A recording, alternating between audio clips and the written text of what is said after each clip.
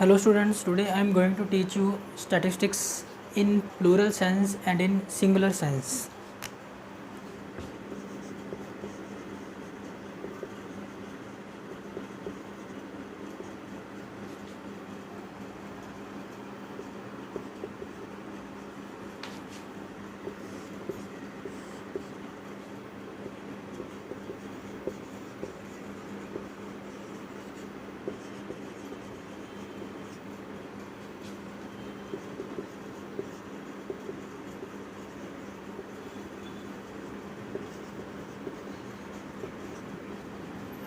In plural sense and in singular sense.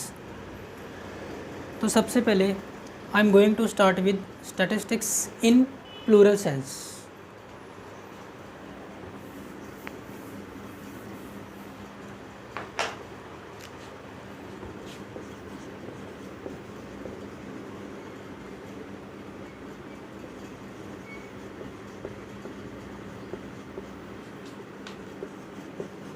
In plural sense, it means systematic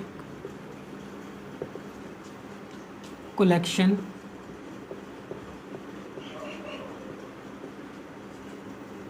of numerical facts. Plural sense में जो statistics का meaning है वो ये है कि अगर हम कोई भी न्यूमेरिकल फैक्ट्स को एक ऑर्गेनाइज्ड तरीके से प्लान्ड वे से कलेक्ट करते हैं तो उसको हम स्टैटिस्टिक्स बोलेंगे. जब भी हमने न्यूमेरिकल फैक्ट्स को कलेक्ट करना है तो उसमें हमने ध्यान रखना है कि जो डाटा हो वो एग्रीगेट्स ऑफ फैक्ट्स होना चाहिए. मतलब कि किसी एक सिंगल डाटा को हम स्टैटिस्टिक्स नहीं बोलेंगे. उसके बाद प्री डिटरमिन्ड पर्पस. कोई भी आपने जो न्यूमेरिकल फैक्ट्स कलेक्ट किए हैं उसके पीछे कोई ना कोई पर्पस होना चाहिए. अगर आपने कोई डाटा कलेक्ट किया और उस डाटा को कलेक्ट करने के पीछे कोई पर्पज़ नहीं है तो हम उसको स्टैटिस्टिक्स नहीं बोलेंगे. तो हम इसके फीचर्स करते हैं, आपको अच्छे से और मीनिंग क्लियर हो जाएगा. Statistics in plural sense.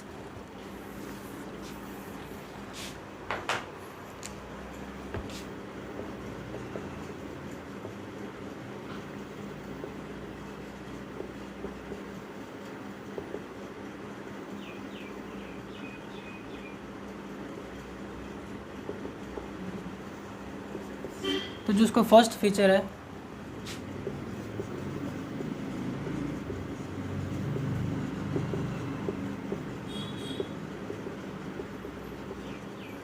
Aggregate of facts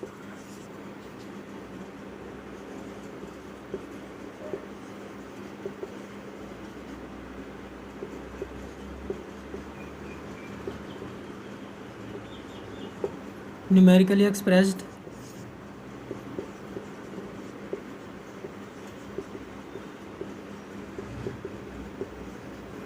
predetermined purpose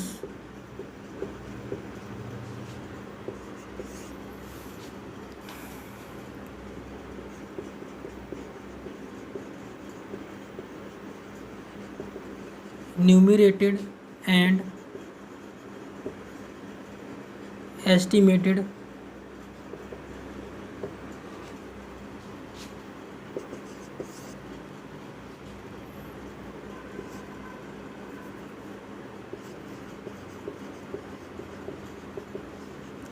collected in systematic manner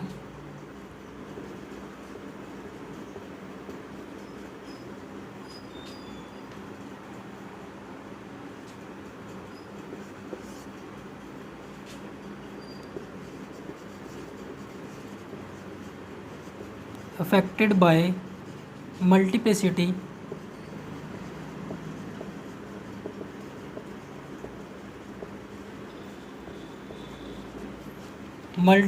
of causes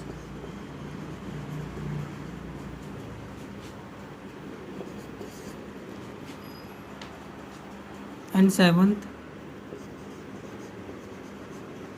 placed in relation to each other.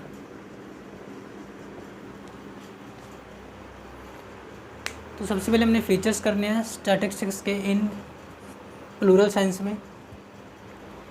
सबसे पहला फीचर है एग्रीगेट ऑफ फैक्ट्स। किसी एक सिंगल फैक्ट को या डाटा को हम स्टैटिस्टिक्स नहीं बोलेंगे, नंबर ऑफ फैक्ट्स को, डाटा को हम स्टैटिस्टिक्स बोलेंगे। मींस कि अगर एक single data, for example as salary is equal to 10,000 per month, तो एक सिंगल डाटा, इसको हम स्टैटिस्टिक्स नहीं बोल सकते। अगर हम यहाँ पर लें बी सैलरी,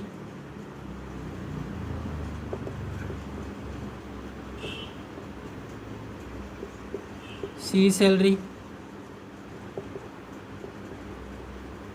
पर मंथ, तो अगर हम इन सब की सैलरी को जोड़ दें या इनका एवरेज निकाल दें तो उनको हम स्टैटिस्टिक्स बोलेंगे। इसलिए किसी एक सिंगल डाटा को हम स्टैटिस्टिक्स नहीं बोल सकते।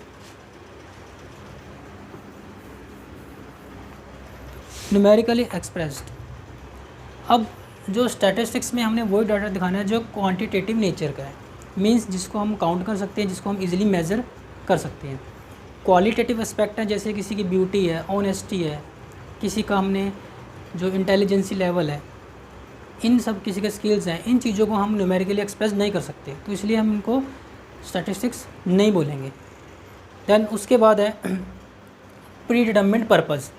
हमने कोई भी न्यूमेरिकल फैक्ट से डाटा इकट्ठे करने हैं, उसके पीछे हमारा कोई ना कोई मकसद होना चाहिए। अगर हमारे पास कोई मकसद नहीं है, कोई पर्पज़ नहीं है, तो उसको हम स्टैटिस्टिक्स नहीं बोलेंगे, क्योंकि हमारे पास अगर कोई पर्पज़ होगा तभी हम कोई आगे कंक्लूज़न निकाल पाएंगे, कोई उसके ऊपर डिसीज़न ले पाएंगे जो हमने डाटा कलेक्ट किया है। विदाउट एनी पर्पज़ जो हम डाटा कलेक्ट कर रहे हैं उसको हम स्टैटिस्टिक्स नहीं बोलेंगे। तो इसलिए डाटा को इकट्ठे करने से पहले हमारे पास कोई एक ऑब्जेक्टिव होना चाहिए डाटा को इकट्ठे करने के लिए। न्यूमरेटेड एंड एस्टिमेटेड, अब न्यूमरेटेड एंड एस्टिमेटेड दो मेथड हैं डाटा को कलेक्ट करने के। न्यूमरेटेड हम वहाँ यूज़ करते हैं जहाँ पर डाटा स्मॉल है, जहाँ पर काउंटिंग हम इजीली कलेक्ट कर सकते हैं, तो वहाँ पर हम एक्चुअल काउंटिंग करके डाटा कलेक्ट करते हैं। और एस्टिमेटेड कहाँ यूज़ करते हैं, जहाँ पर जो हमारा डाटा है वो बहुत ज़्यादा लार्ज है, जो एरिया ऑफ डाटा बहुत ज़्यादा लार्ज है, तो वहाँ पर हम एस्टिमेशन मेथड यूज़ करते हैं, ताकि जो रिज़ल्ट है वो ज़्यादा से ज़्यादा एक्यूरेट अगर हमें लगे कि अगर हमने डाटा हमारे पास अगर जो डाटा है वो उसका जो एरिया लार्ज है तो हम एस्टिमेटेड मेथड यूज़ करते हैं, क्योंकि एस्टिमेटेड मेथड से फिर ज़्यादा एक्यूरेट आंसर आने की संभावना होगी, क्योंकि इतना सारा डाटा हम कलेक्ट एक्चुअली काउंटिंग उसकी नहीं कर सकते।